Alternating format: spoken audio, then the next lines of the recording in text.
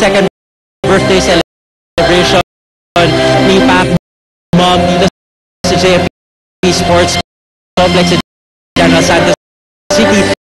Sa mga sandaling ito, Mark, ay maawit na itong ating pambansang kamahong si Manny Pacman Pacquiao. Ito yung kanyang pamosong kanta na sometimes when we touch.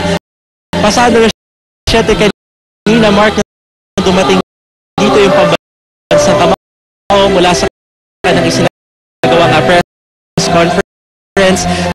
Doon naman sa Kapitolyo ng Sarangani, dumiretso nga siya doon sa dressing room para agad yakapin at batiin si Pacman. Napakalaki raw, Mark, ng utang na loob ni Pacman sa kanyang ina na nag-aruga at nagbigay ng buhay sa kanilang anim na magkakapatid.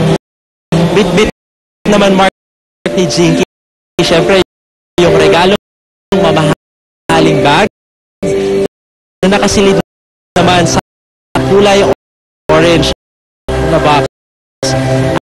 At ang special guest naman ni Mami D, dumating na rin, Mark, bandang alas 9 ngayong gabi, no?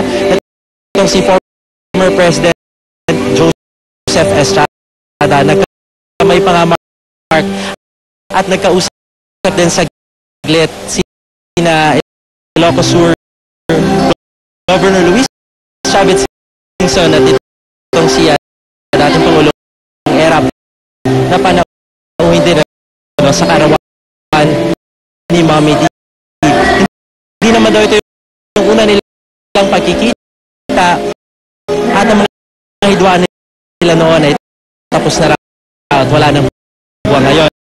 Siyempre, nagbigay din ng mensahe si dating Pangulong Estrada kay Mami D. Hanga raw siya sa pagpapalaki ni Mami D sa kanyang mga anak. At para ternuhan yung iniregalong Hermes bag ni Pacman at Jinky, isang Hermes scarf naman ang iniregalo ni Erap kay Mami D.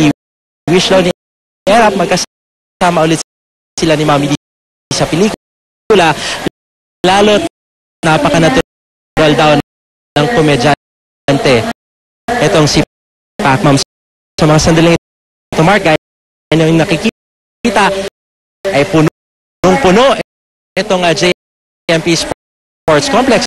Ayan, nakita pa natin na magkatabi itong si dating Pangulong Joseph Estrada at si Ilocos Sur Governor Luis Chavez Singson. Si Mami D ay nakakatatlong palit na nung kanyang damit at natapos na niya yung kanyang opening number, yung kanyang special presentation, yung kanyang pagkanta yung